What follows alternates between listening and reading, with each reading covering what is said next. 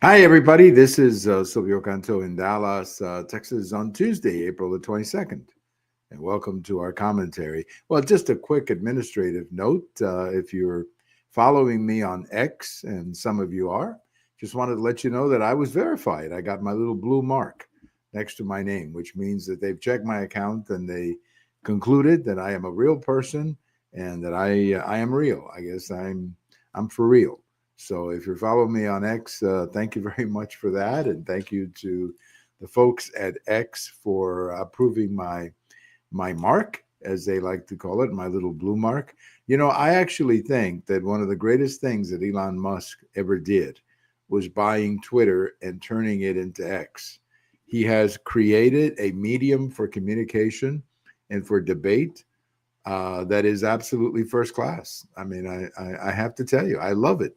I check it every day because there's just a lot of good people who are posting there and a lot of good information.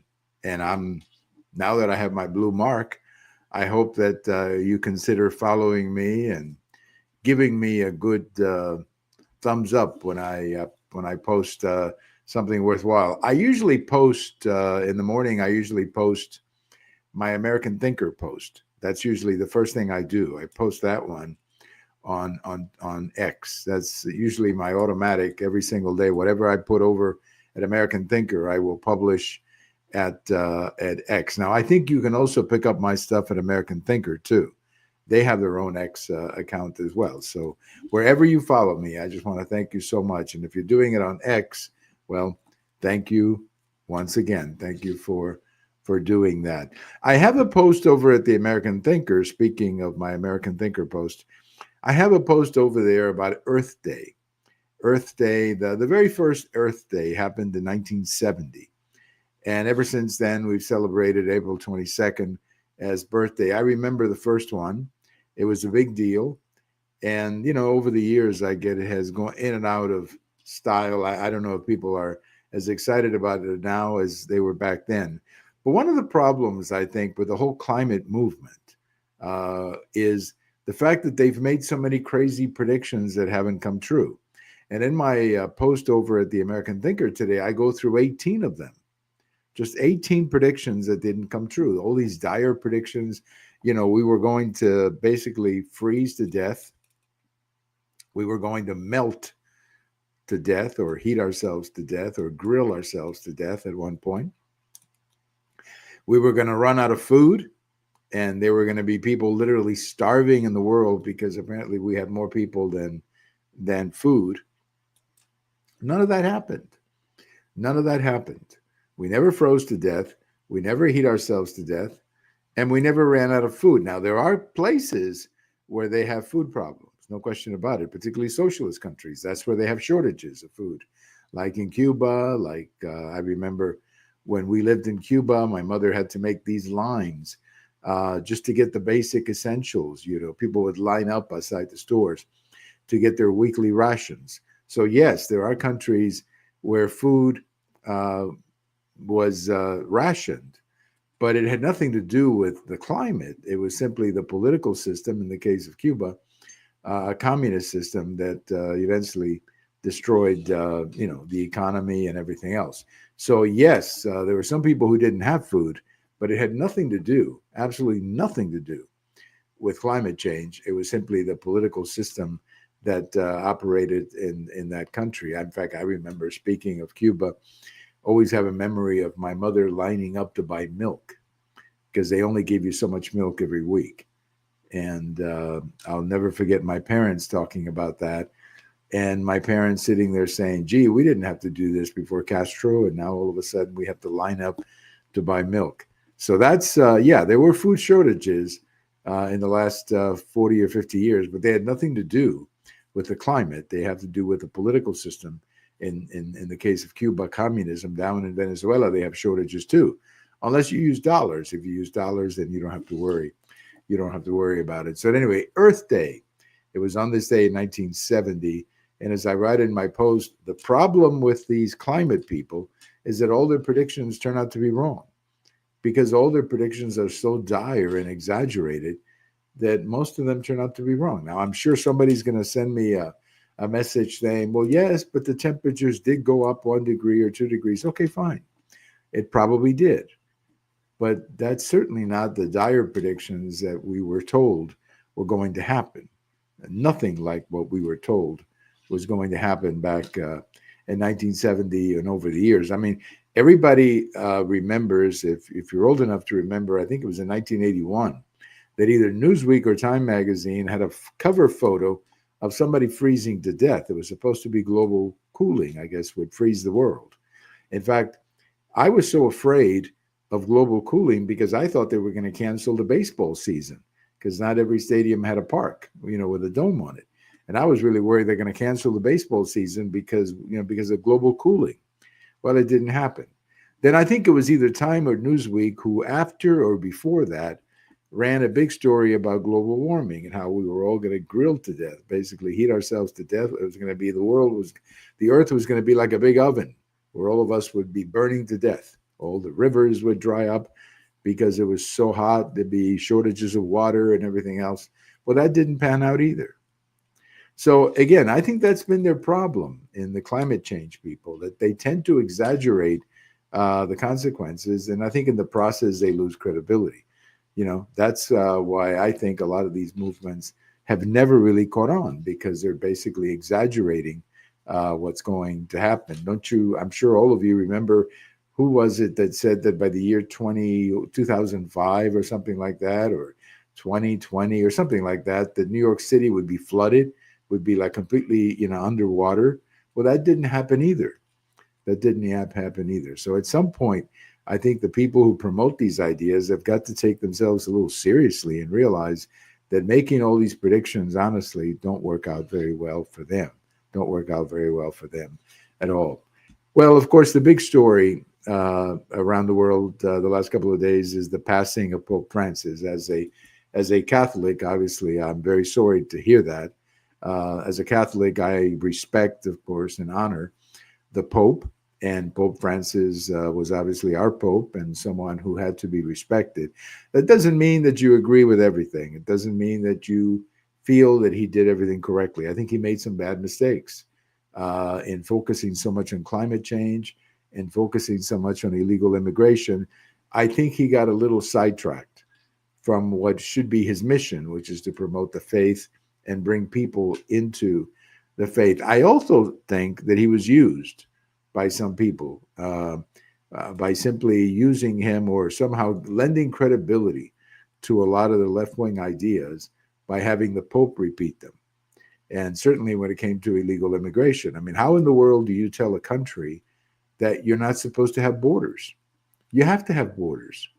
You have to have a way of controlling population. You cannot just let anybody in. Now, you can be humane about it. You can promote humanity. You can say people have to be treated properly. I'm all for that. Due process. I'm all for that. But there has to be order, and you're not going to have order if you don't control illegal immigration. And I think the Pope got on the wrong side of that issue, either bad advice or misinformation. He got on the wrong side of that issue, and I think he hurt the image of the Catholic Church around the world. So he's gone now. He did a lot of great things. I don't mean to criticize him completely. He's a good man. He was a good man, good heart. And, I think he meant well whenever he said something. And I think as I said, he was a man of a big heart who loved, Catholics around the world. But now the question is, of course, who comes next? Who is going to follow him? Now, this is always very strange because there isn't, you don't have an open primary or anything like that. And it's all done in secret. These men are going to come together in secret, and everything they do inside that conclave is all going to be in secret. Nothing will ever be recorded. Nobody's going to write a book. Nobody's going to do a TV show about what happened in there. It's all going to be done in secret. They're going to speak to each other in total secrecy. At the end of the day, whatever notes they have, whatever votes they have, whatever ballots they have, everything gets burned up and disappears.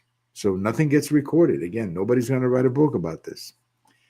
But eventually someone will emerge, and who it will be, I don't know. But let me give you a profile who I would like to see. I would like to see somebody like Pope Benedict, someone who is a strict conservative like Pope Benedict, and someone with the political skills of John Paul II. Now, maybe that's too much to ask. Maybe that's too much like the perfect Pope.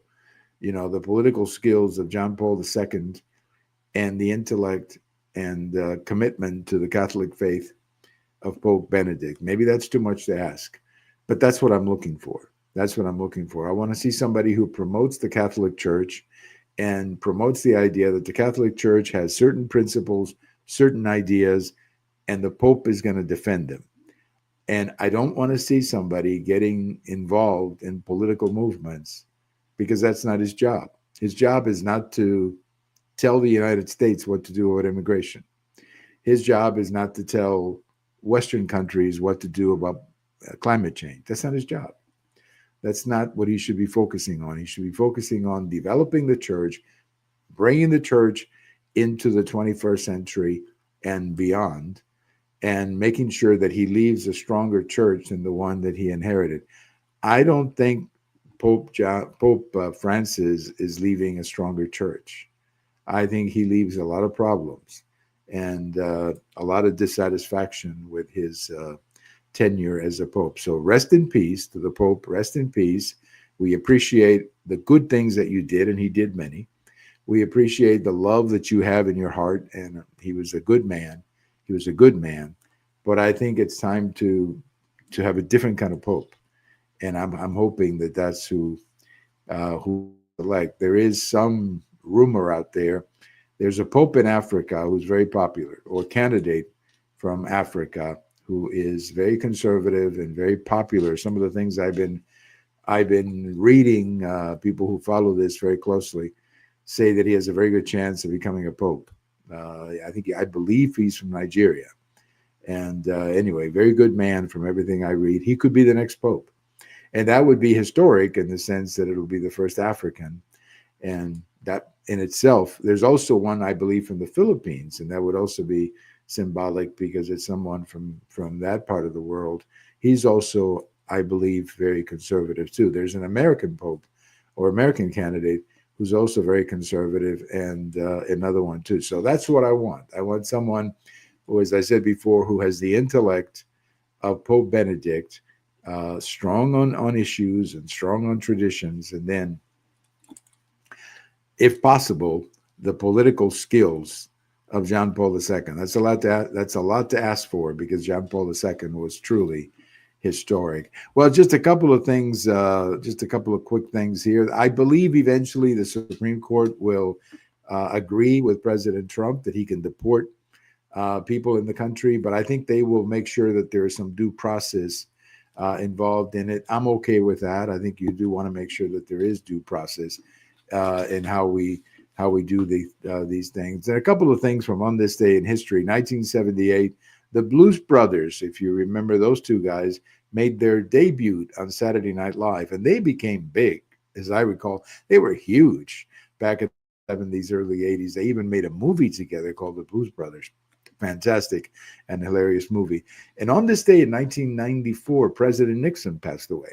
President Nixon suffered a stroke a few days before, and he passed away on this day in 1994. Of course, President Nixon, the 37th president of the United States. Thank you for listening. Everybody have a good day. And again, thanks to X for giving me the little blue mark, which makes me, I guess, legitimate over there. Thank you, everybody, and have a wonderful day.